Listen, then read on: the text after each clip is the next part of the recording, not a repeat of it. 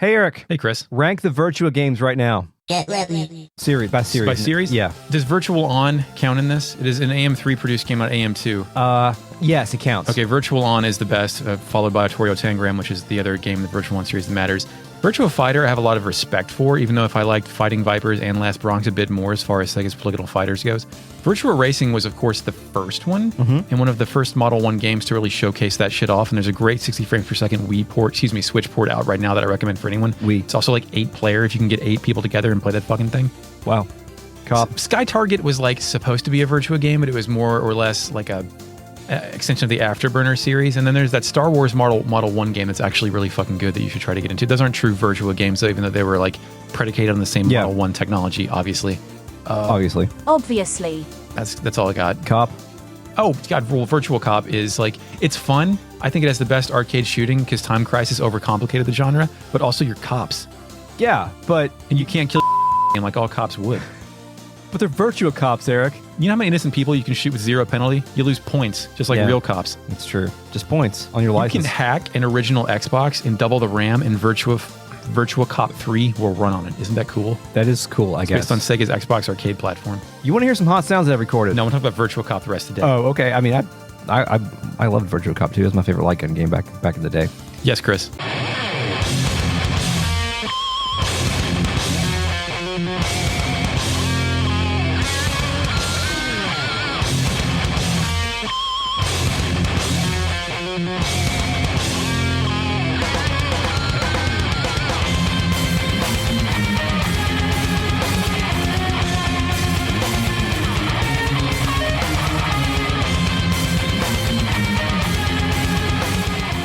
Welcome to Retrograde Amnesia, a comprehensive podcast where we discuss classic Japanese RPGs, chapter by chapter, beat by beat. This is Season 4, Part 1, covering Suikoden. We're almost there.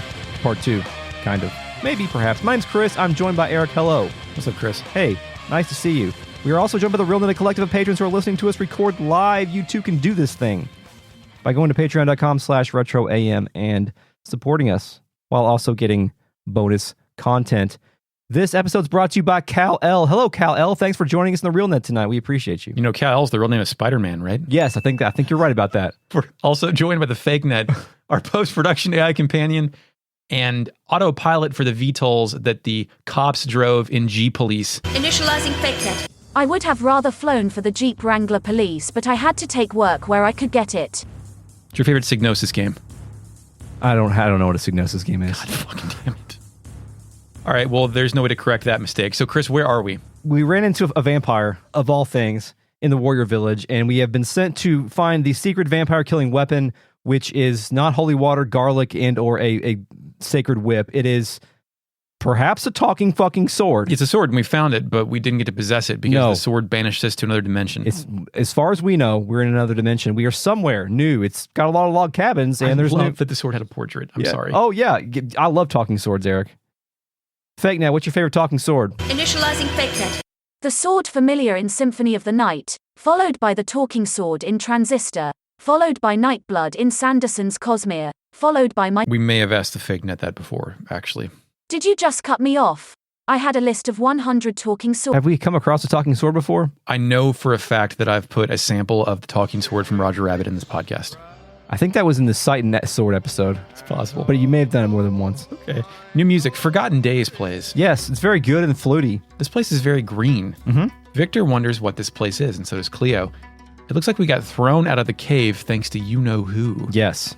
Did only Cleo and Victor get sucked in is my first question. No, we're just not partying out properly. Victor's like, look, we're alive, let it go, which is solid logic when you're transported between dimensions, Chris. Yes, that's like, this is reality, let's go almost. Yes. We're alive, let's go. We're alive, let it go. Let it go. Let it go. I walk up, let it go, copyright Disney. I walk up and a boy in a mustard-colored sweatshirt and jeans sees me, jumps, and then runs away up by a well. I completely forgot about this part, and I was like, oh, fuck, that's Ted. Because it looks like Ted, you can tell. Ted, the Dave England sweater. I walk up there, and he sprints out from behind the well to the south. I go south, and I speak to him, and we all party out. Oh my God, it's Ted, but a boy. Ted. Looks up and says, are you the people who came to take away the treasure? Yeah. We get a choice, what treasure or no.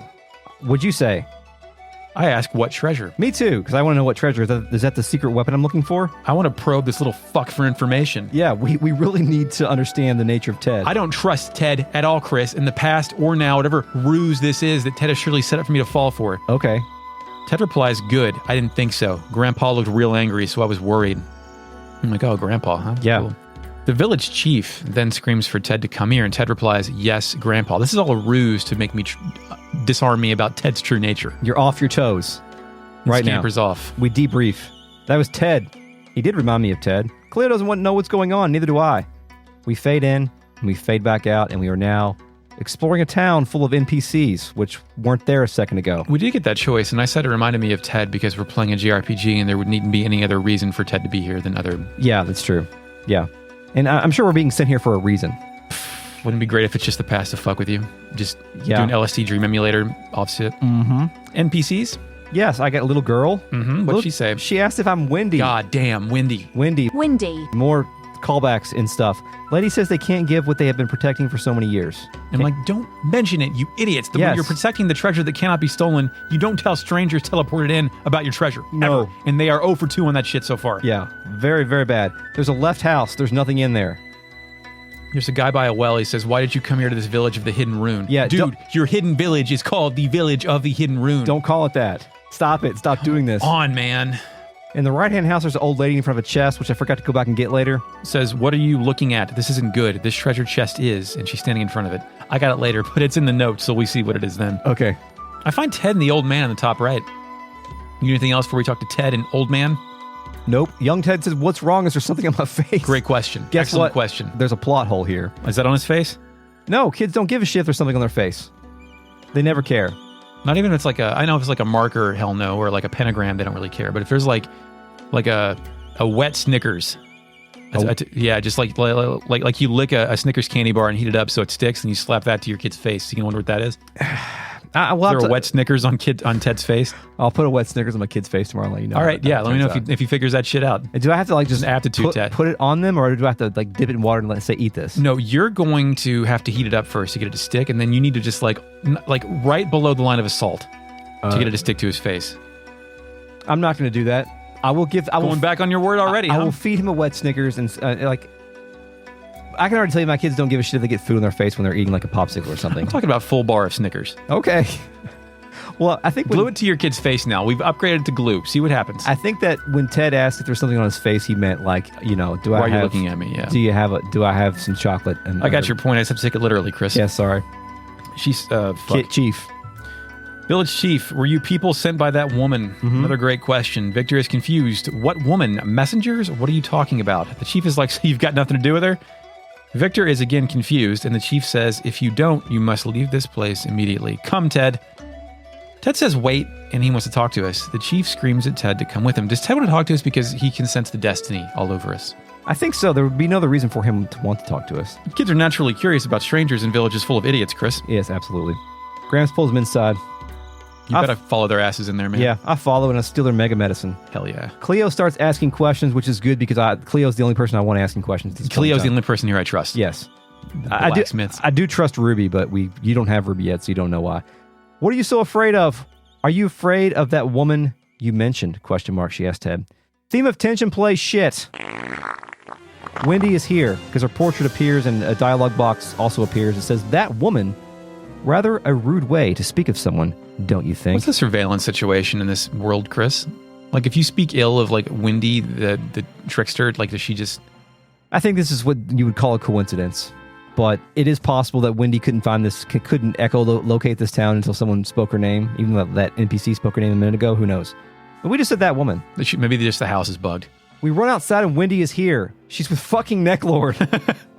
Victor damns Neclord and decides now is an appropriate time to ask where this place is. Dude, you can't damn a vampire. They're already damned. Yes. Idiot. God damn it. Cleo says who cares, which is also great. Who cares where we are? Fucking the antagonist of this video game and the current antagonist of the plot that we're trying to proceed through is also here. What the fuck? How's this all this connected?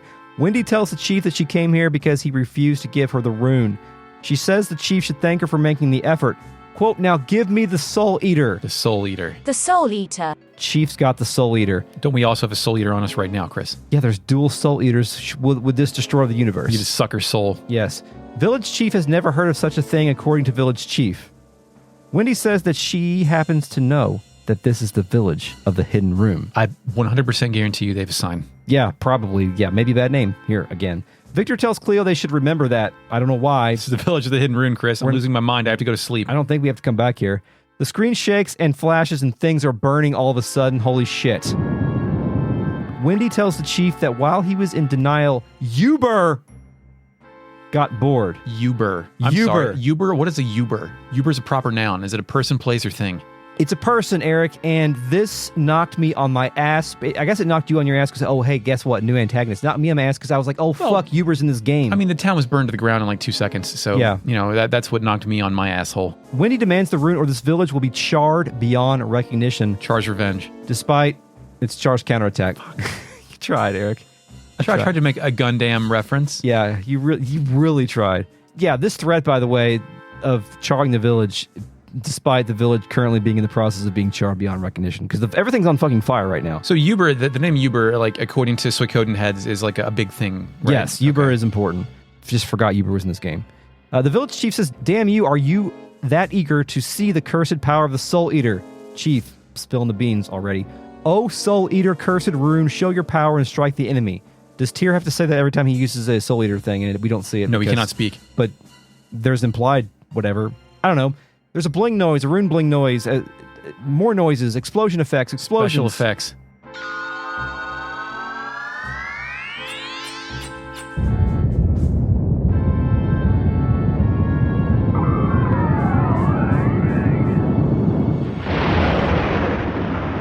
All of a sudden, we're gone.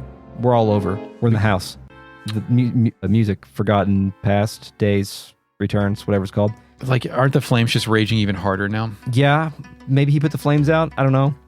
The chief apologizes for involving us in this. Victor says, no kidding. Chief calls over Ted.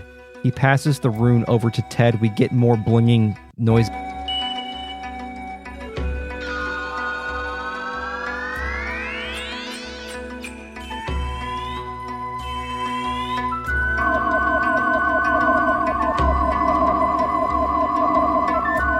He tells Ted to stay still. I'm like, oh, he's telling little boy to stay still. Yeah, What's going to happen this here? is not good. Succession of witches. Succession of soul eaters. Noises, pentagrams, red lights, everything happens here. It's wild. Light from heaven shines down on Ted and he receives the rune. The chief asks for forgiveness. Oh, Soul Eater, rune of life and death, depart my body and give this boy your power. That's a good line. It is. The chief asks for forgiveness. I'm afraid I have passed on a sorrowful fate unto you. Remember, the power of this rune must never be unleashed. So is that like a rule of the Soul Eater, is you can't tell somebody you're about to give them the Soul Eater?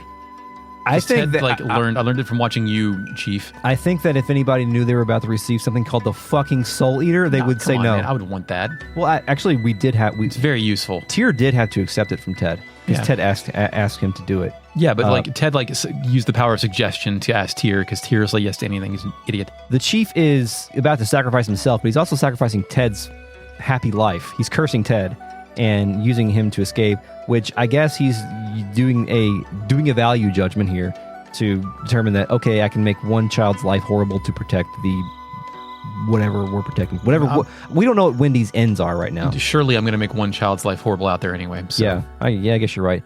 The chief asks if we will escort Ted through a hidden path while he acts as a decoy. Then we can begin sneaking out the back door.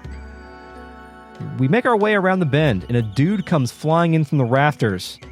Eric, it's Uber. Who's Uber, Chris? He's a demon knight-looking guy. He says, Lady Wendy sure is a warrior. Warrior. I can't say the difference. Warrior, warrior, warrior. Uber. Instead of beating around the bush, why don't we just burn this village? Theme of Tension ensemble version is playing. Indeed. Dude, he said you already burned the village. Yeah. The village is burning down. You've already done it. I think he was kind of pushing back on the fact that Lady Wendy wanted to come here and try to coerce the Soul Eater when he just wanted to show up and start burning shit. Cut the hand. Yeah, so he's complaining about his boss to these random people in the field. So one of my cats causes destruction because they want to eat, and one of my cats causes destruction for no reason. So you're telling me that like Windy has the objective and Uber is just here to cause chaos? I think so, yes. Okay. That appears to be what we can derive from Uber at this point in time. I just follow my orders and stand on guard, and look who's coming. Just some child and some cowards. Oh, Chris, we're about to deceive them. The ruse is going to work. It's working. Victor takes exceptions to this, but Cleo reminds Victor to keep his distance. This one's tough. Victor acknowledges this and says that this one is not human. What? Even at this distance, I can feel his terrible power.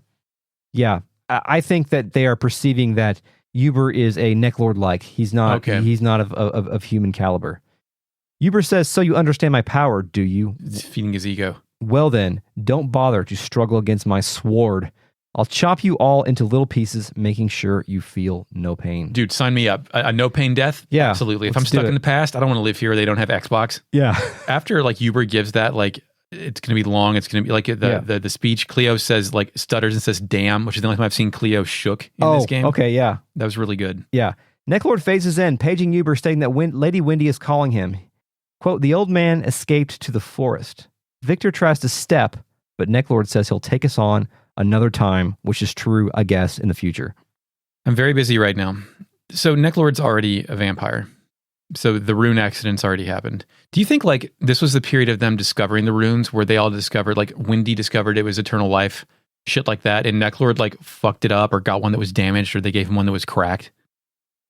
And like it didn't work, right? It's hard to say when Windy's plot began because this is, a little less. The start of all of this. Yeah, we don't know because this is like, a little less than 300 years ago or a little more than 300 years ago because Ted said he wandered for 300 years. So this was roughly 300 years ago. Lady Windy is already into the thick of it. She's already trying to collect true runes at this point in time, which I assume her end goal is simply power, succession of witches. I mean, when I tried to collect every Dreamcast game, there was the point where I would do anything for a copy of Urban Chaos. So like, I understand. A scenario? Yeah. Neclord and Uber fuck off as music Forgotten Days resumes. Cleo is like, well, we're safe. And Victor notices the village isn't as much on fire anymore, but he wonders where the villagers are. Ted the idiot wonders where Grandpa is. Cleo then says some wild shit. Ted, I'm afraid you're going to have to depend on yourself from now on. Do you understand? Master Tier, this boy is definitely the Ted we knew. Thanks. We must be in the past. Do you think she said that within earshot of Ted? Because Ted's whole world's getting fucked up, or you don't really matter what it says to him, honestly. Yeah, it's rough. And did we note that all of the buildings are burned down and charred out? Like they actually drew those sprites in? Yeah. It looks really good. It's done. Victor assumes the curse of the Star Dragon Sword was to throw us back into the past. That is also a curse for me. I think I would like to explore some of my past from a first-person point of view again, but most of it I think would be a curse, Chris. Probably true. But in this case, you're exploring someone else's past, Ted's past. Oh yeah, I'll watch your past all day. Okay. Let me see whatever fucked up shit happened to you. Cleo is like, yeah, what happened here was the incident from 300 years ago that Ted mentioned. And from this moment on, Ted must journey alone for 300 years. Jesus Christ. It's like 8. In any case, we must find a way to return to the present. Victor notices a life in the platform that originally ejected us out here, and he sees a way out. We all party up with Ted for some reason to go check out this light. I go and get that chest from that lady's house that Chris missed. You know what it is? No. Champion's Crystal. Oh, that's pretty good, actually. I guess. I don't know. I'm not going to use it. I think that's the one that lowers random battles. Well, now it's another one. I have 2. Maybe I'll get double the lower the amount of battles. Oh, did you loop back around and get the other treasure chest? The Boar Crystal? Yeah, the Boar Crystal. Do you know what that is? No. If you check the description of it, you know what it says? Bored of it. Pawn's rune. Because this is the one that Pawn comes pre-equipped with. So, yeah, great. Oh, God damn it. I walk over and we party out. And Victor says, maybe if we enter there, we can return to the present. Cleo's like, yeah, great idea. Victor wonders what we should do with the kid, which was a question we resolved in the previous conversation. Yep. But we get a choice anyway. Yeah, what'd you say? We'll take him along or we can't take him. I don't want to fuck up the space-time continuum, so I say we can't take him. I say we'll take him along. Uh-oh. But Eric, the invisible hand of Cleo says that we don't know if that's the right thing to do. Does Cleo count as destiny? Is Cleo the arbiter of destiny? We still take him, though. We do take him. She's not telling me to stop. We take Ted. You took Ted? Yeah. Uh-oh. But when we jump back on the other side, Ted's not there. Okay. Cleo thinks Ted probably couldn't come because he belongs on the other side. What? Jesus, I didn't think that actually went that far. Yeah. In my case, Cleo told Ted, you're going to have to live on your own for a very long time. And at the end of your voyage, I suppose it will be wrong to change his fate. Wow. That's crazy because on the other side, when we notice that we don't have Ted, she says from now on he's on his own and his destiny cannot be altered. But in your scenario, she told him that and he had some sort of guidance. In my scenario, Ted thought he was coming with us and now he's alone. So you just in a tripped him. burned out village. It's actually not done yet. Ted seems to understand what's going on and says, "You're leaving me? What should I do? Please take me with you." And me, the player, says, "Sorry, dipshit, enjoy dying for no reason in 300 years. Cleo tells Ted, "You must be strong, never give up, and don't tell anybody about the rune on your right hand." Shit. Ted accepts all this devastating information with one word. Okay. Okay. Okay. Victor says we need to get the hell out of here. Cleo tells Ted goodbye and we walk into the light. I feel like the invisible hand of Cleo should have actually let me have that conversation because it seems like you got more than I did. Yeah, I mean, and you just sent a 5-year-old off through a burned down village with no guidance and being hunted by the most powerful sorceress in the land. Yeah, he's And gonna a guy named Uber. he's gonna wander until my dad finds him. That's true. He's also gonna participate in Suikoden 4. We're back in the cave. No music, just creepy sounds like captured. Victor concludes we're lucky that we made it back. I agree. We party up. We're in the cave behind the sword. I go down and talk to the sword that talks. Yes. Victor says this thing again. Stay clear of it, everybody. We don't want to go through that again. I did just picture like a Groundhog Day scenario where you'd have to go, if you talk to it again, you fuck up and go back and do the same thing. Until you learn your lesson. Yeah. But there's no lesson to be learned. Dummy. You're just fucked. Cleo calls Victor Mr. Expert and reminds him he got us in this shit in the first place. Yep. The talking sword says Victor's name, then lifts out of the stone by itself. Victor is terrified, saying he didn't even do anything.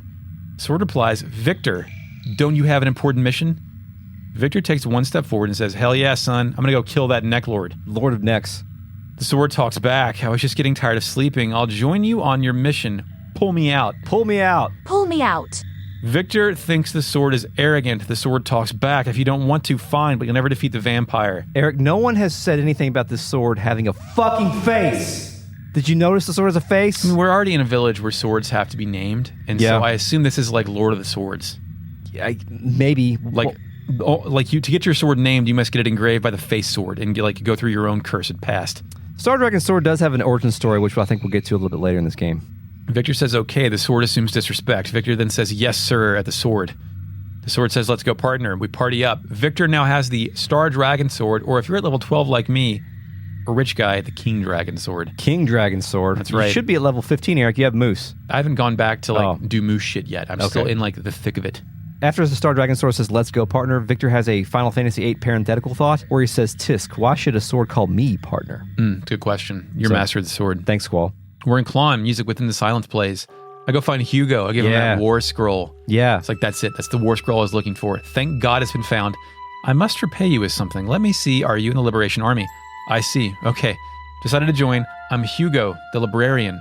Librarian? Librarian. for your Librarian? How many people in our Sword of Destiny house can read? I mean, we could... What's the literacy right here, Chris? If we can remember to do this, we can decide during the character tournament if the character can read or not. If they can read? Yeah, and then Yes or no? we can come up with an actual percentage. Just execute all the illiterates? Yes. Hugo joins. Eric. Yeah. Hugo is the Chisui star, the fulfilled star. You know why he's fulfilled, Eric? Because he has books. Because he reads a lot. Yep, exactly. He's age 18? He looks a lot older than that. Well, if you stay at the monk factory long enough, you're going to prematurely age. Yeah, I guess you're right. Speaking of which, is anybody left here now? Like, did we just take everyone? We took everybody. Except for Window? No, Windows in Warriors Village. Son of a bitch. Yeah. Yeah, it's empty now. There's no one to take care of the koi fish in the clean moat. Hugo is, of course, a librarian in the castle, by the way. He will participate in the war battles as well as the team of engineers along with Chapman and Templeton. It's a bow unit. I don't think you should use it because its attack power is 12. His death quote is, "I should have studied strategy more." Study in the wrong tense.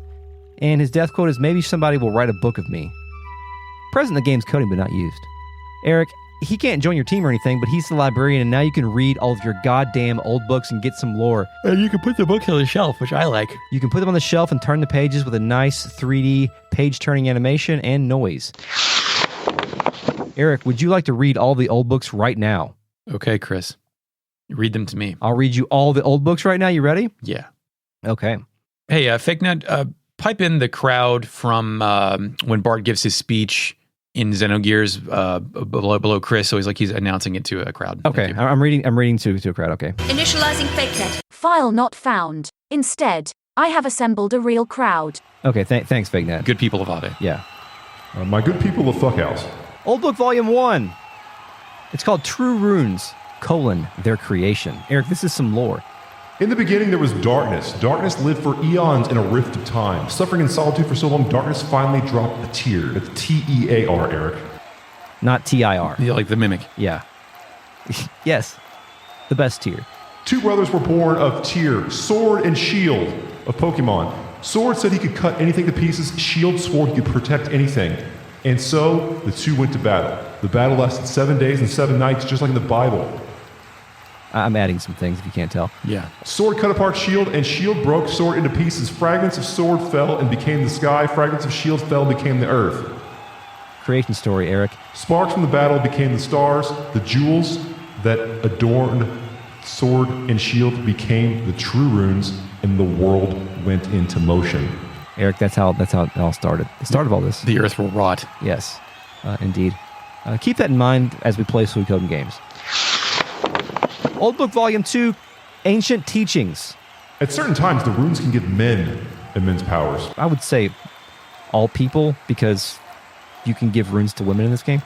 The power they provide is magic. Each rune provides 4 magical powers, but the great ancient magician Crowley found a method of surpassing teachings. If 2 souls are united, 2 runes are united, and their ultimate power is unleashed, a power greater than the sum of its parts is generated. 2 one-winged angels. Crowley. The union of souls meant that 2 rune masters apply their magic almost at the same time. The union of runes refers to harmony. In other words, fire and earth, earth and wind, wind and water, water and lightning, lightning and fire are harmonious. The harmonious cycles of the time cube. Fuck. Can we get through one season without mentioning fucking time? No, cube? we can't. Ultimate power means the release of the maximum runic magic. When 3 of these powers are combined, the greatest of magical powers unleashed. Eric, you know what the fuck this is talking about? No, I have no idea. If you use the highest level of rune, like a rage rune or a thunder rune or a flowing rune, and use their level 4 spell in those harmonious conjunctions, it will cast a dual magic spell, and the elements will combine and do So Time Cube's real. some wild shit. Okay. Yeah, basically. That's it for Old Book Volume 2. Old Book Volume 3. The Strategy of War. War begins with the understanding of the enemy's methods. A soldier is stronger than an arrow is stronger than magic, magic is stronger than a soldier. As a result, knowing the enemy's methods are a natural advantage. To know an enemy's hand, it is necessary to utilize ninja power. An enemy's methods always follow a pattern. Knowing the pattern is a shortcut to victory. When the enemy is without a magician, attack in full force. Are those battle tips for your rock, paper, scissors? Yes. Betrayal is most effective when you are few and the enemy is many. I think that means the merchant betrayal ability. When the enemy is reduced to a few, use arrows. When your numbers are many, soldiers and arrows are effective. When you are few in number, magic is effective. The only way to increase your number is to recruit. Old Book Volume 4. Old Book Volume 4, The Knights of the Dragon's Den. Joshua Levenheit, the commander of the Knights of the Dragon's Den, keeps the dragon rune. From a very early age, the children of the Dragon Knights are brought up in the palace of the Dragon Knights. Once a year, they participate in the bonding ritual. Only those children who succeed in bonding with a dragon become a Dragon Knight. If a child... yeah, fucking hell. If a child fails to bond before the age of 6, he will never become a Dragon Knight. The bond between a dragon and a knight is strong. A dragon lives far longer than a human, but should a Dragon Knight die, his dragon, out of sorrow, will take its own fucking life. On the other hand, if a dragon dies first, its master loses his rights and privileges and must leave the Knights of the Dragon's Den. That's all I have for that. You can't rebond? Guess not. No rebonding. Sorry. Old Book Volume 5. Craftsman Profiles. Mace, master blacksmith, of stubborn temperament, but very kind to his apprentices. Tesla, scrivener of Anti, competent. Gen, simple-minded shipbuilder of Tian. Templeton, mapmaker, perfectionist who appears whenever changes occur. Kimberly, ostensibly a stamp maker. She is in fact... Sergey, unsuccessful inventor said to be in Kaku. Antonio, excellent cook living in Seika. Lester, a cook whose specialty is stews, presently working in Moravia Castle, which isn't true. Hugo, Keep when the book is written. Yep. library of Plon Temple. Cassios, balladeer, deeply in love with Milich, to whom she sings.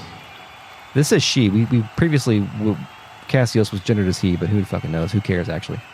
Jabba, arrogant but exceptional appraiser, feels he can appraise anything. And Commandant, popular alchemist of Tien. So these books were all myths and legends, and now they're just where to find your people. Yep. Mm-hmm. Right. Got 3 more.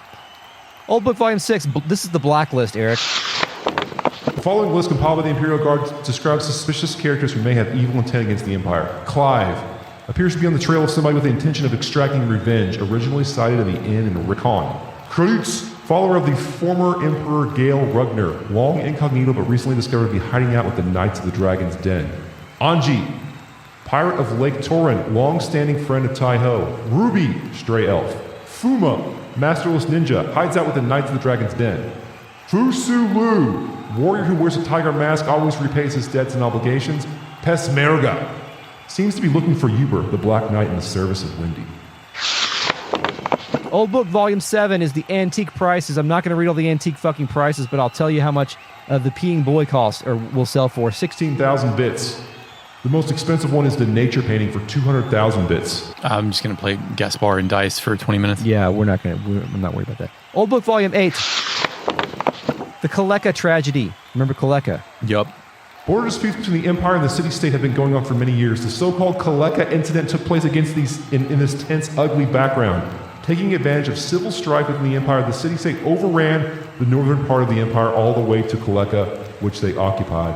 After pacifying the Empire, Barbarossa's forces headed to confront the invaders. As the city-state's forces began to retreat, the Imperial Army entered Kaleka. What they found was a burnt-out city whose residents were wiped out. Leon let his forces know the appalling devastation of Kaleka. Despite their exhaustion after the long march north, the forces were infuriated by the news and with renewed vigor succeeded in forcing back the city-state army. I like how they're old books, but the most recent 3 are basically like monthly magazines. Yeah, it's true. Old Magazine Volume 2, April edition. That's all the old books, thanks. Chris, are you ready to go hit the recruiting trail? No, I'm fucking tired from reading all those old All books. right, man, I got it. I'm going to go to Garon, music, gate plays. Quincy, a fellow I don't ever remember talking to, is here. I think you didn't talk to him. He was the one that would not join us unless we had an X number of party members, which I believe the number is 81. Well, I'm back. Quincy has flowing golden orange hair and a small headband with a jewel in the center. Suikoden's androgynous streak continues, and I cannot determine Quincy's gender. Quincy says I'm Quincy. Right now, I'm a hunter, but someday I'll make a name for myself. I have more than 81 stars of destiny, so I can recruit Quincy, and I do. Quincy says, all right, I'm in, and betting on the Liberation Army. Glad to be of service. Quincy joins. Eric Quincy is the Chiyu star, which I feel like I swear, you've said that word like 80 times so far. Maybe they're spelled differently, and maybe I'm bad at reading this. Who cares? The Obscure Star. Occupation Hunter. Weapon is a throwing knife, which you'd think it'd be bow and arrow, but whatever. The knife is Thunder, Lightning, and Holy Thunderbolt. Cool. Unite attacks. None. War battles, adventurers, along with Lorelei and Mina. Battle cry, I never miss, and death quote, my friends. Remember me. Not bad. Go get some more people. I go to Kobold Village. Noise, forest sounds like captured plays. Oh shit, now that Kirkus is over level 40, Ruby thinks we're cool. Yes. Ruby asks Kirkus why an elf is helping humans. Kirkus replies, elves, humans, doesn't really matter. We were all born in this land. At least I feel that way. I'm doing this for everybody, for friends, and not for vengeance. Ruby hits Kirkus with a shitload of dots, and then, Kirkus, when I left the village, you were so little, and now you're greater than I am. Because he has more friends, Chris. Yes. Ruby's the standoffish person. I'll give you a hand for the Liberation Army, and Ruby joins. Chris, tell me all about Ruby, who you've already had. I've had Ruby for a while, and Ruby is the Chisoku star, the Star of Haste. A good spell in Final Fantasy. Ruby's, of course, of an elf aged 29, although elven years are not given in this entry. Do the math. Jaguar. Don't do it. Ruby's weapon is a bow, of course. The bow of Viltra, the bow of Garuda, and the bow of Ashra. Those are probably references to something. Ruby joins the archers team, along with Georges and Marco. And nothing else here about Ruby, but I have been using Ruby for a while, and I would describe Ruby as a second Cleo. Cleo's a really good character in the game, and if you want to have 2 Cleos, have Ruby, and you will have a very good back row character that does good damage and has lots of magic. Ruby Clo. Yes, I really like Ruby. I don't think I've really ever used Ruby in previous playthroughs, but I am enjoying their presence this time. Ruby is listed as male, but I think that is... No. Yeah, that is where Ruby sits on the in the bath stuff, but I think all these elves are genderless. Chris, let's go to Tyne. Music, Rising Tide plays. Yeah. I speak to the bald bull bruiser looking out over the water. This is Ike? Ike. AK. Ike? I'm a martial arts master. I have respect for only the strong. Are you strong? Are you strong? Whoa, you are indeed. I can lend you my strength. I was waiting for someone like you. Let me join the Liberation Army. I recruit Ikei. And he says thanks. Ikei joins. Ikei is the Chiyu star. Fucking says it right there. Sure, I know, buddy. Yeah. The heroic star.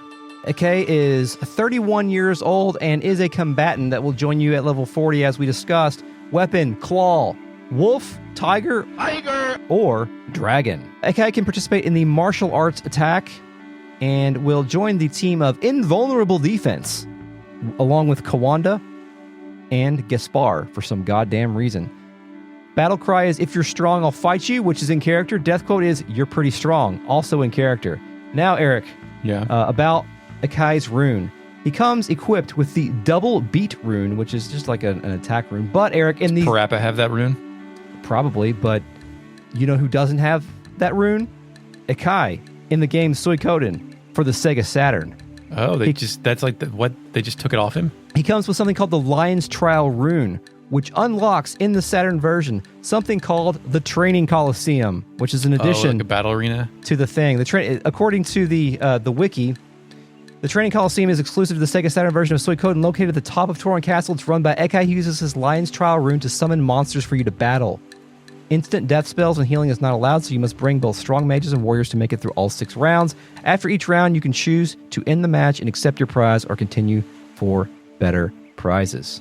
Yeah, that's what you can do in the Saturn Bust version. out those Saturns. You should finally play that. I mean, I'm sure after this you can kind of button through all the dialogue. Yeah, right? yeah. Go for it. Probably good. All right, let's go back to Warriors Village. Music, Gathering of Warriors plays. I head to the item shop where I talk to Window again now that I have the goddamn window crystal for Window. Window says, hey, big brother, anything good? I can tell you, you have something that's very precious to me, the window rune. Please, can I have it? In return, I'll join the Liberation Army. And I just want to be like, what are you going to bring to me? He's going to make a stained glass window. God damn it. I give it up, and my guy says he has now become a good stained glass maker. Window joins, and I go back to the fuck house so I can give him all these window settings I've been holding on to. Finally, Window joins. Window's the Chisu star and Suikoden the mathematics star. Age, 24. Occupation, window maker. As you mentioned, Window can change your window settings at the castle to various things that you picked up along the way. Literally your dialogue text window. Not including snakes and orbs, unfortunately. Best one. Window joins the team of musicians, which is a magic unit. His battle cry is, I'm useful too. And his death quote was I of any help? Question mark. He can't die, though. It's just in the game's code. That's all I have for Window. Thank fucking God. We don't talk about Window anymore. I got a little bit more about Window. Oh, shit. I tried to find him for the longest time. He's out in Milich's Oppenheimer's rooftop flower garden. Yeah. With Kwanda, and he's out here with Esmeralda, who says she's sick of this rundown place.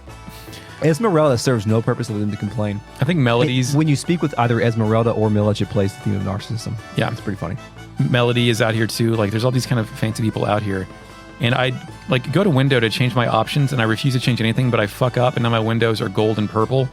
I didn't make a selection. I just kept backing out. And it occurred to me, what everyone up here is having, what everyone up here is enjoying? What's that? An invisible tea party. It's true. Because there's nothing on site, but they're definitely having a tea party. Yeah, they're having a good time. So back in the Warriors Village, there's a big gathering out front. Every dude lined up out here says, of the Warriors Village. There's like lines of warriors, and they all say, of the Warriors Village. Yeah, except for they're all like generic NPCs that have that like orange vests on. Yeah, they're wearing jeans and a vest. They look dumb as hell. Bubble vest. Zorak is the one leading them. I talk to his ass, and we all party out. Oh, Commander Tyr, you're back. How did it go? Have you found a way to defeat Neclord? Does he know what happened to us? Did he set us up? Because like a talking sword seems like it could be the boss of the warrior village. Yeah, I don't think Zorak has any clue what he just thinks we just got enlightened or something. Yeah. Victor jumps in on this one. You betcha. Take a look at this. Here, say hello. The Star Dragon Sword then talks and says, watch your tongue. Say hello to a human. You say hello. I love the dynamic, Chris. Yes. Defiant sword. It's great. Zorak asks if a talking sword will defeat a vampire. The sword replies, of course. Vampires are nothing to me. Show me the data. Yes. We'll see. Cleo says these two are so much alike. Overconfident. It's great. Zorak says, well, that's wonderful. We were just about to depart for Neclord's castle. Look at what that demon sent us. And Victor notices it's a wedding invitation. Can't believe this shit. He wonders whose. How long were we gone? Oh, God, there's no telling. Right? Like, what if it's like months? It seems like it's probably been like a couple days. But Okay, we'll go a couple days.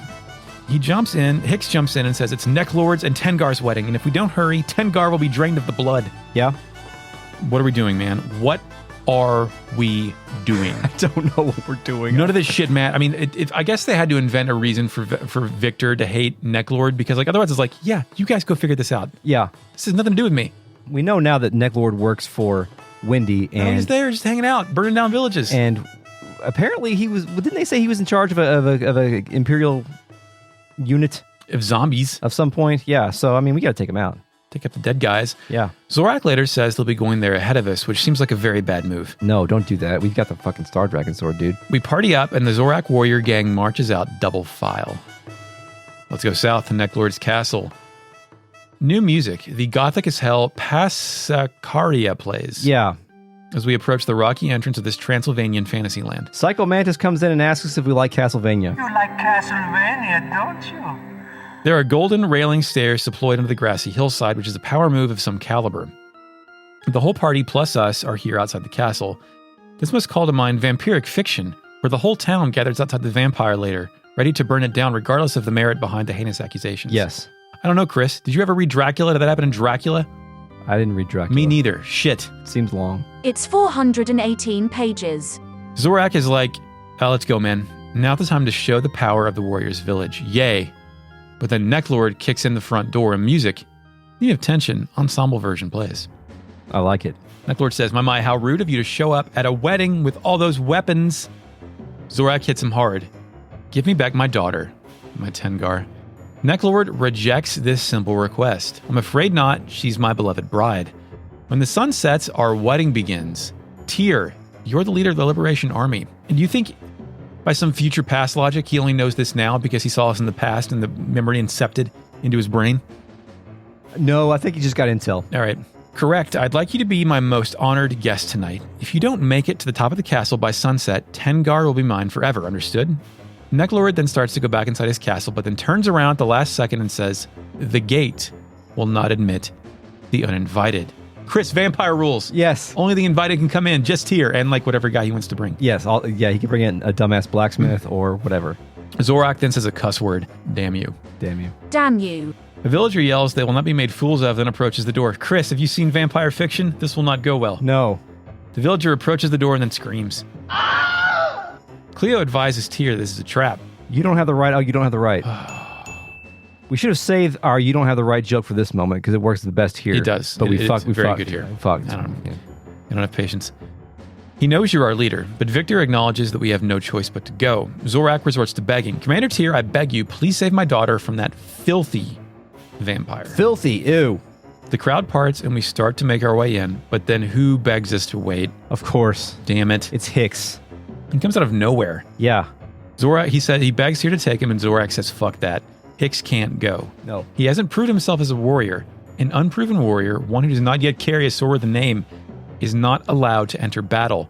That is the law of our village. And I'm like, dude, the door just zapped your warrior with a sword. Yeah, you have to be in my party to go in, and he's the only one with a portrait besides your. And I've seen your portrait, Zorak. You're not a fucking Star of Destiny. Not qualified. I do not want you.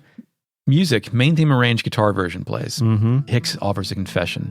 It's true that I'm still a novice and not yet strong, but still, I want to save Tengar with my own hands. I promised her. Please let me keep my promise. Please, Master Tyr. And we get a choice. All right, come along. You'll just be in the way or all right, come along. Chris, like you, I tell this dork to come along. Yes. Does Tyr's invite extend to the rest of the Liberation Army? Like, can Tyr invite people since he was invited? Is that how vampire invites work? I think yes. I think you have to be in my 6-person party in order to. It's a +5. And my invitation says Tyr +5. +5, right. Yeah. Zorak asks Hicks to step forward. I was waiting for such words from you. You are Hicks of the Warriors Village, son of Cliff the Crusader. Is that literally? No, I think it's like descendant. Okay. Really. Yeah. I hereby accept you as a true warrior and grant permission to name your sword. May the birth of this new warrior be celebrated by all. Zorak asks Hicks to name his sword. Hicks says he made that decision years ago, but doesn't say what it is and joins our party. Chris, what do you think the sword's name is? Hicks joins. Hicks joins. What's he going to call a sword? Well, I don't know. We should just check Hicks' data in the internet. All right. And find out, because Hicks is joining. It doesn't really seem like he's agreeing to join the Liberation Army, but his name's on the fucking tablet now, so we're going to do it. He's the Tenro Star, by the way. The goal star. He's got goals, Eric, which actually is kind of true. He's age Gold Star, maker of the 3DO? goal. Oh. Like, goal! Good job, soccer. That's what they say. It's exactly what the announcers say when they hit a point in soccer. His age is 17. He's a warrior, of course. His weapon is a sword. It's called, Eric, spoiler, I think it's supposed to be a moment when he announces this later, but the sword's called Tingar. The Tingar Plus or the Tingar Plus Plus. Eric, do you remember what Flick's sword's called from Warrior Village? Odessa. Odessa. Yeah, just like that. Now there's an explanation for it. He's not just a weirdo. No, Well, Flick is a weirdo, but Yeah. for different. Maybe everybody from here is a weirdo. I don't know. He has a unite attack with Tingar, who we'll get later, spoiler alert, called the Warrior Attack. And he joins the war battle team of Warrior Village kids, led by Flick himself. His battle cry is Tingar, I can't. His death quote is Tingar, I'm sorry. total wife guy. Totally. That's all I've got for Hicks. Thanks, Hicks. He's in our party now. Did you take Hicks back to Moose? Yeah, I took him back and I sharpened his weapon and it was called Tengar Plus. And I was like, all right, that's his name. Yeah. It reminded me that everyone should name their sword like Tony Soprano named his boat. Do you know what Tony Soprano called his boat? No. The Stuguts, which translates to this dick. Okay, I mean, that is why boat guys have boats. Yeah. So they make you take Hicks, and Hicks comes equipped with leather armor. Or is it assumed that you're just going to go back to your castle with your mirror and you have outfit to. these guys? Because leather armor, dude, you are in no shape to go to the vampire castle. No wonder you suck. But yeah, once you've equipped him and level him up, he's actually not a terrible character. But you really do need to do that because he is a short range fighter. So, got to do it. Neclord's castle, Pascacaria plays. I'm in. It's brown in here, real brown. My guy also uses suits of armor for decoration. I head right in the door and then a flight of stairs. There's a zombie in here and it says, yuck, yuck, yuck. Yeah, want to hear something interesting? It ain't free though, Chris. 100, 300, 10,000, 25,000 bits. Please tell me the answer. I don't pay any bits. You don't I use the internet. No way. No Okay. bits here. Well, I have the things if All you right. want. What happens if you pay 300 bits, Chris? 300 bits, Master Neclord calls himself the King of the Night. Fuck yeah. 100 bits, even in the forest, not just at night during your work, praise the King. Mortal Kombat 2 Force. 10k bits. There are some paintings on the third floor in Master Neclord. Don't look. The second from the right, I said don't look. And then the third one from the right, stop looking. Stop it. Stop doing this. Yuck, yuck. It's a painting puzzle, Chris. Yep. And if you pay 25,000, he says, you see, Master Neclord, googly goo. Then Victor gets angry and the zombie gives the money back. Oh, really? Yeah. You refunded? Damn. Only for the 25k. Oh, okay.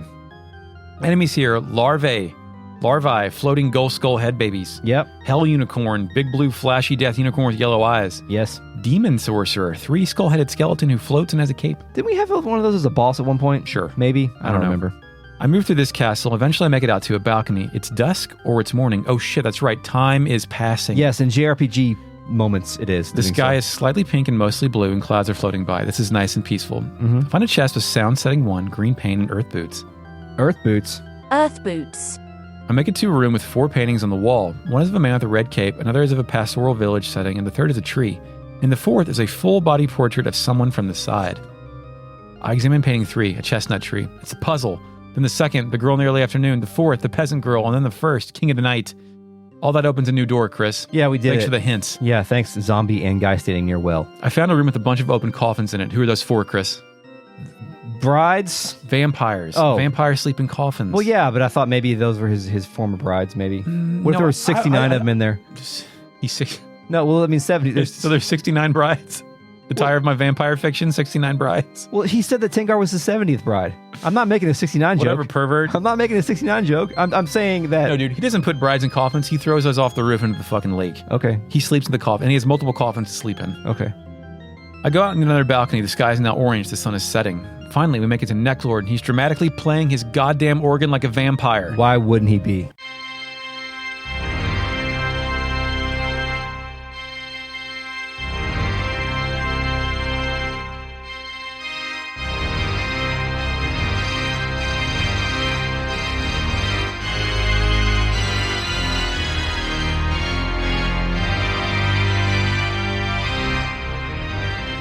He's playing it in front of Tengar, who's in a wedding dress to impress her. Oh my god, This game, is so good. Yeah, this game is. Oh man, This game leveled up. It's like kind of scenario staging I right love here. furious organ playing, and with a vampire doing it, it's even better. Yeah, and in this the camera scrolls around the castle to show you all of the architecture. When he's doing that, and I think really it's a custom tune that's not named, but it is captured. Yes. The camera pans around the whole room to show how large the organ is. Afterward, music, Unknown 5, plays. Neclord then turns around and speaks. You sure took your time. I said, yeah, I had to go upgrade Hex's Tengar Plus Yeah, to man. the Tengar Plus Plus, man. Like a garbage pail kid shit this kid showed up in. Yeah. Hicks screams at Tengar now that he's come to save her. She replies, Hicks, you've come. I'm so happy. Does she believe that, or is she encouraging him? Is this positive reinforcement? Because, like, if the most incompetent dipshit is part of the war party, I'm like, oh, no, I'm definitely going to die. I think Tengar noticed that we have a secret weapon also. Oh, yeah, the talking sword. Yeah, Good so- point. She is observant and perceptive. Yeah. I'm very disappointed, by the way, that Victor. Victor's sprite doesn't change. It's the same. Like, he doesn't have a cool sword. I mean, like, they Come don't on, change man. it. It's Suikoden. I know, but they do so much. I mean, they've already fucking made 108 characters. Just put a different thing on there, man. It's another 6 hours of work. I'm not Come staying on. over tonight. Oh, yeah, you're right. Take a break. Neclord takes offense to this. Now, wait a minute. You speak as if I'm going to lose. Victor takes charge. That's right, Neclord. You're going to die here. Damn you to hell. Chris, he's a vampire. He would love to be in hell. Yeah. Neclord, you remember the village of Northwind? Neclord struggles to remember as it's been such a long time. Come to think of it, you do look familiar. Perhaps I've seen you at... What was that village? But Northwind doesn't ring a bell. Victor steps forward and draws his talking sword. I'll make sure you never waste your breath again. Here we go, Star Dragon. Yeah, I love the custom animation and sword blinging here. The sword says 1 or 2 vampires like this are easy work. Star Dragon sword definitely going to be in the tournament. Yeah? For sure. Okay. Yeah, Yeah. no, I accept that. Hicks steps forward and draws his sword next to Victor. Oh man, Chris, they're lining up. In the name of my sword, Tengar, I'll destroy you, Neclord. Dude, imagine drawing your sword you named after your girlfriend in front of your girlfriend while she's in a wedding dress getting ready to be married to the guy you're about to kill. A lot's happening. Imagine the rush. Yeah. I want to do this. Remember when LaPont was trying to save his wife and he ran in to kill the Imperial soldiers and the sprite just wiggled and it flashed? Yeah. Like, that was how they were doing things at the beginning of this game, and now they're having these custom sword drawing animations and blinging, and they've really upped their game You're being rewarded for these big moments. It's from really a guy good. playing an organ. Yes. Neclord, unfortunately, is unfazed and says, goodness, how courageous. Tyr, I'm going to have to take your rune and present it to Lady Windy. So he's still aware of the game. Yes. He's still into this shit. Yeah. Music, Ultimate Enemy plays. Yes, we are now in a boss battle with Neclord, Lord of Necks. What's the gimmick, Chris? The gimmick is that he still bats away from all of our attacks. He's still got no. frame perfect dodges until Victor hits him. And as soon as Victor hits him with the Star Dragon sword, it does a runic noise, bling, and makes a sick special effect. It's like a big white dome. The stage is set to kill Neclord. Neclord responds with a blue wave attack that hits everyone, also a blue lightning group attack, and one more attack where he separates into bats and attacks one person. Yeah. Nevertheless, I prevail. I prevail too. I mostly did the Black Shadow from Tyr with the Soul Eater. I used Explosion with Ruby, who's got the Rage rune. No, I'm sorry, she's got the Fire rune still. Cleo is now my sick healer with the Flowing rune and has tons of healing spells and nothing can touch me. If you recall, when we talked about Gen, his weapon is a saw. Yeah. He puts the saw in the character and then makes saw fucking motions. rubs it in their body. It's really good. I would rather be sworded, shot probably, than sawed through. Yeah. So, Gen, Oh my God. Gen stuck his saw in Neclord's face and rubbed it around inside of his skull. Victor kept missing. That's funny. I'd like to see the sword did that just to be a dick. Yeah. Then I won. After the battle, music Unknown 5 resumes. Neclord can't believe this shit, noting Victor has some kind of special sword. The sword talks, I'm the Night Rune transformed. Night Rune, proper noun. Yes, that's one of the 27 true runes, I believe. You are merely a servant of the darkness, and therefore fight me in vain.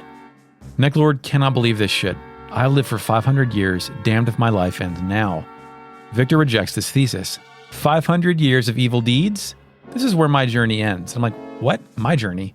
His personal journey, Eric. Okay. It's like my journey, you mean my path? My dad. My journey, my dad. You killed my family and friends, and I traveled far looking for you. Now it's time for revenge. So now I'm picturing Neclord just shopping out the daughters of every major village, and he just happened to be stopping at warriors now. Yeah. Right? Yeah, I think that's his get down. Victor draws his sword, approaches Neclord, and cuts him down. Yeah. Electricity is audible.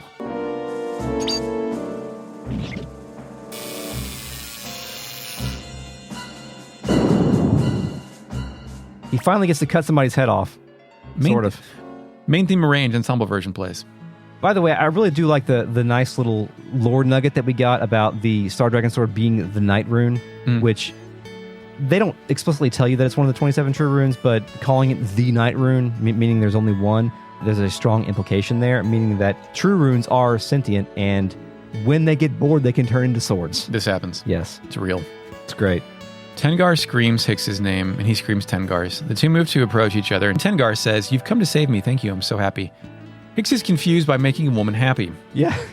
But I haven't done anything, and Victor defeated Neclord. And man, sometimes all you got to do is just show up. Just show up and... Show up. Just show up. Show up and also maybe keep your mouth shut. And Yeah, you can I didn't do project any- confidence. yeah. Just Take- shut the fuck up. If somebody gives you credit for something, Take it. accept the credit. Accept compliments. This is our life lesson. Don't listen to us other than right now. Yeah. Tengar calls Hix funny. It's okay. You're still my hero. Hix says thanks. He's still stuttering. I thought, like, now that he has confidence of killing a vampire, he would stop the stuttering, but it is his forever trait. Of course not. Tengar asks about the name of Hix's sword. Hix apologizes and says that he should have asked for permission, but Tengar plays it cool and acts like she's mad about it. No, dude, when I named my pizza stone after Chris, I didn't say shit for 3 years. That's true. Next time you upgrade your pizza stone, you better call it the Crisp Stone Plus Plus. Just Sharpie that on there. Cleo gets in on this and says, "You've got plenty of headaches ahead for you, Hix." Victor stops this bullshit and says, "Let's get back to here." Oh, women, they're so silly and difficult to deal with. Uh-huh. According to Suikoden. No, I'm not saying that. That's what I mean, Cleo, that's woman on woman. yeah, it is true, but this game is playing with that a little bit. woman must stop talking. But that is the dynamic between Hix and Tengar throughout the... Tengar is far more interesting than Hix, by the way. Oh, yeah, for sure. Oh, Yeah. Jesus. Yeah. Victor stopped his madness and said, "Let's get back to here. My journey has ended, but not yours." I'm like, well, that's ominous. Yeah. We have control. Shit, we're still here and I have no escape talisman. Apparently it would not work. Anyway, Yes. Escape talisman doesn't respawn. Reboot your router. in Vampire Castle, we get back out front. Main theme arrange, guitar version plays. Zorak sees Tengar, then asks if she's all right. She replies, "Sure, thanks to Hix." Zorak no-sells that and tells Tyr he's very grateful. Yeah, it's great. It's like, okay, he didn't buy that. Thanks, Zorak. We of the Warriors Village hereby swear to serve the Liberation Army and obey your commands. Please let us know if you need our help. Zorak's not, however, a Star of Destiny. Our representation for the Warrior Village is just Hix and Tengar. That's fine. Yeah. Whatever. Cleo offers a recap. Neclord is defeated. The Warriors Village has joined our cause. Master Tyr, it's about time we return to the fuckhouse. But Victor pipes up. Yeah. I tracked Neclord for many years, and I finally got my revenge. I must go to my village now and deliver the news. But I promised to return to the Liberation Army, so please permit me to leave for the time being. I told him that's a problem, Eric. So did I. I need Victor. Like, he's like my number 2 Yeah. right now. You could say that could be a problem, or all right, come back soon. We both said it's a problem. Shit, I fucked up and grant Victor his freedom. Shit, I picked the wrong one. Chris, what'd you pick? No, I said it's going to be a problem. He leaves no matter what. Yeah, I know. Yeah, But I picked the wrong one I meant to pick. Oh, gotcha. He must go speak to his family's graveyard. Because I don't think they're alive, right? He's Yeah, just but gotta you, go- I mean, you yeah. still gotta go talk to the graves. You've got to make the pilgrimage, yeah. Yeah. I choose wisely, and Cleo tells Victor the Liberation Army will be under a huge handicap without him. Victor takes this in stride. I know, you're all hopeless without me. Tengar says not to worry, she will fill in for Victor. Oh. Hix can't believe this shit, but then Tengar speaks her mind. "No, Hix, I've already made up my mind. Besides, you're coming too." Hix is uneasy about this, but then Tengar sells the idiot with a better line. "Of course, if you don't protect me, who will?" Yeah. Hix hesitates, but then Zorak pipes in. "Go with her, Hix. Your initiation is over with, but not your rite of passage into adulthood. Besides, Tengar has made up her mind, and I can't stop her. Will you protect her?" Hix says yeah, and Tengar joins, and Victor, having watched all that bullshit, now leaves. Yes. Tengar joins.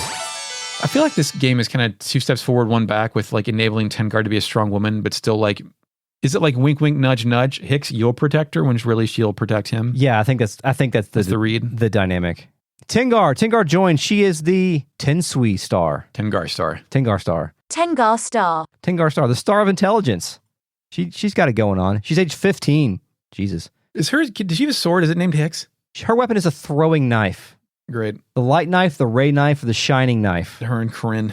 Yep. As we said before, she can participate in the warrior attack with Hix. Also the pretty girl attack. Pretty girl confirmed. She is in the Warriors Village Kids team.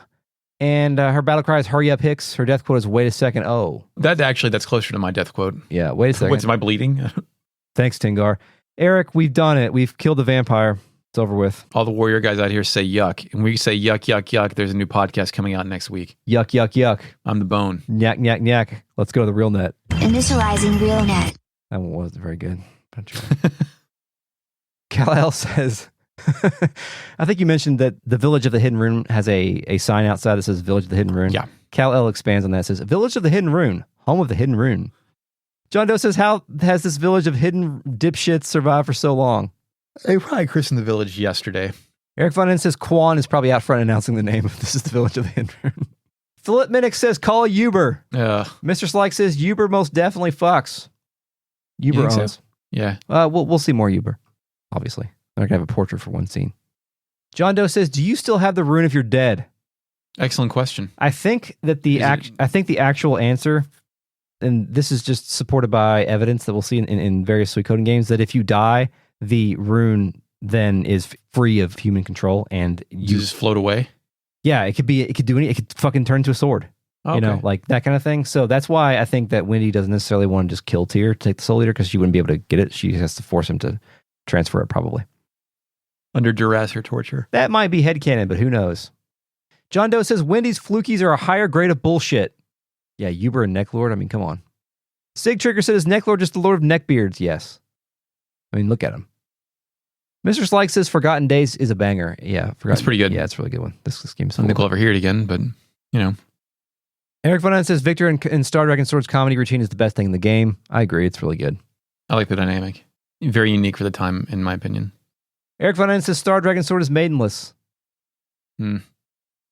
Kal-El says new Patreon goal Eric gets a fuck house vanity license plate. That would take some creativity, but it seems possible. They might reject that one.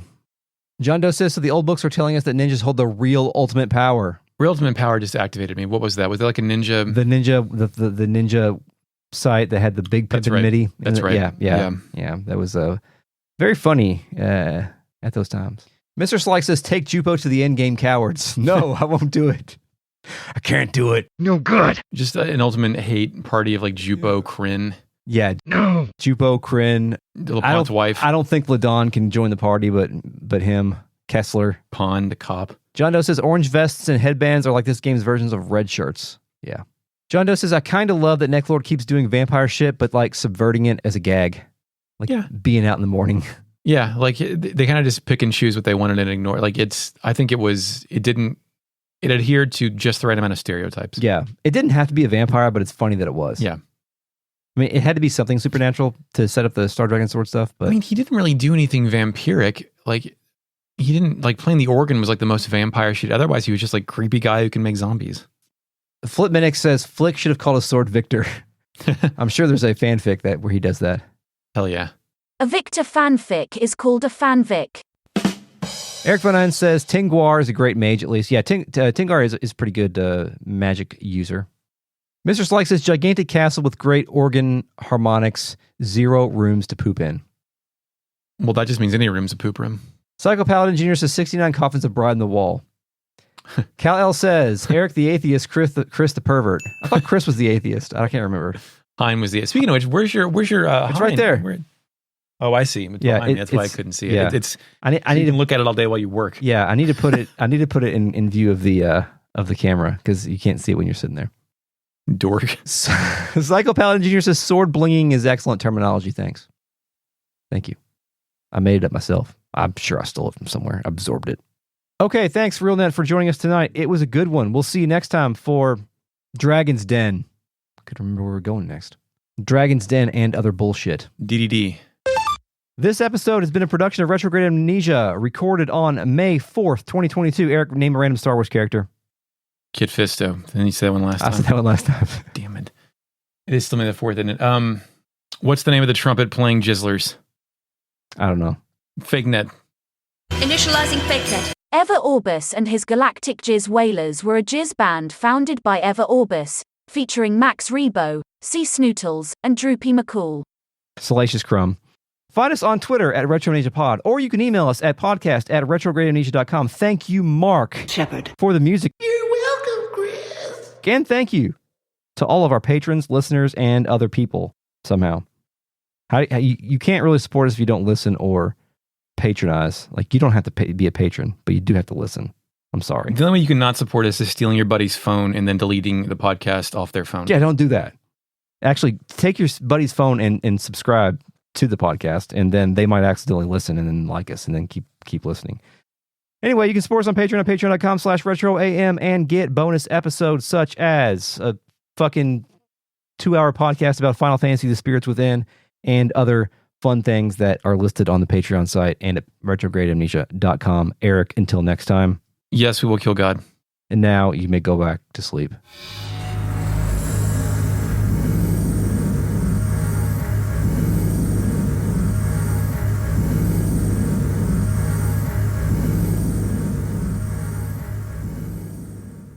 A traditional ending for a very, very traditional podcast.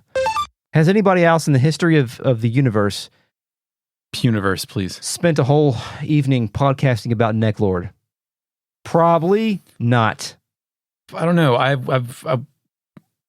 Suikoden podcasts have to exist just on covering one game. Like that has to have happened somewhere. Yeah, there's a popular game. There's like one-offs. So yeah. I don't know if there are any long-form Suikoden podcasts. I'm not sure. Probably not. Retrograde Amnesia in 2019 tweeted, "Are there any Suikoden podcasts?" And no one replied. So probably had a lot less followers in 2019. it's true. as Maybe well. we'll retweet it. That's what we'll do. Yeah.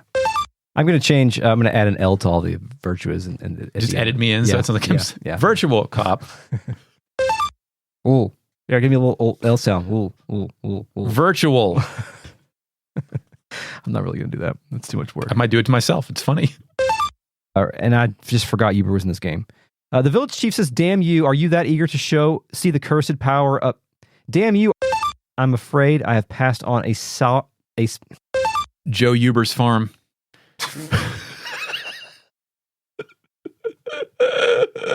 I guess we'll leave that in there in case anybody's from southern Indiana. Being beautiful Starlight, Indiana.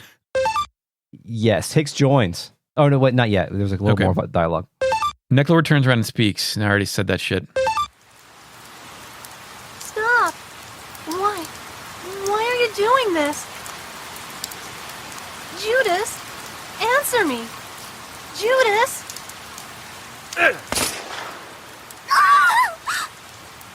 I tried.